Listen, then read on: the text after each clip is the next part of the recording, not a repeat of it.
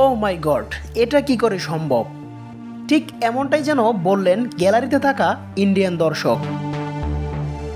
বোলিংয়ে ছিলেন বাংলাদেশি অলরাউন্ডার মেহেদী হাসান মিরাজ, আর ব্যাটিংয়ে ছিলেন ভারতীয় ব্যাটসম্যান লোকেশ রাহুল। মেহেদী হাসান মিরাজের করা একটি ডেলিভারিতে আউট হয়ে যায় ভারতীয় ব্যাটসম্যান লোকেশ রাহুল, আর তা নিয়ে হইচই শুরু হয়ে যায় যেন গ্যালারিতে।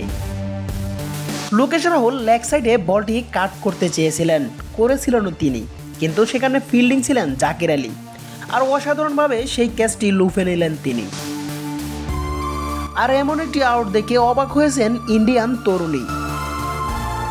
তিনি যেন বিশ্বাস করতেই পারছিলেন না এটা কি করে আউট হয়, কিভাবে এমন একটা ক্যাচ ধরা যায়।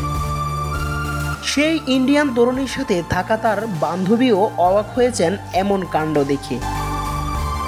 ভারতের সাথে বাংলাদেশ প্রথম টেস্টে দুর্দান্তভাবে শুরু করেছিল। শুরুটা রাঙিয়েও রেখেছিলেন বাংলাদেশি ফাস্ট বোলার হাসান মাহমুদ। ভারতের আকাশে যেন দুর্যোগের ঘনঘটা এনে দিয়েছিলেন হাসান মাহমুদ, তুলে নিয়েছিলেন ভারতীয় সেরা 4 ব্যাটসম্যানের উইকেট। ক্যামেরার লেন্স যখন ঘুরে যায় গৌতম গম্ভীরের দিকে, তখন দেখা যায় গৌতম গম্ভীর মুড অফ করে বসেছিলেন প্যাভিলিয়নে। তবে প্রশংসার দাবিদার জাকির হাসান অনিকের। অসাধারণভাবে লোকেশ রাহুলের ক্যাচটি যেভাবে তালুবন্দি করেছেন তা সত্যি দেখার মতো ছিল। প্রিয় দর্শক, ভিডিওটি ভালো লাগলে লাইক এবং সাবস্ক্রাইব করুন।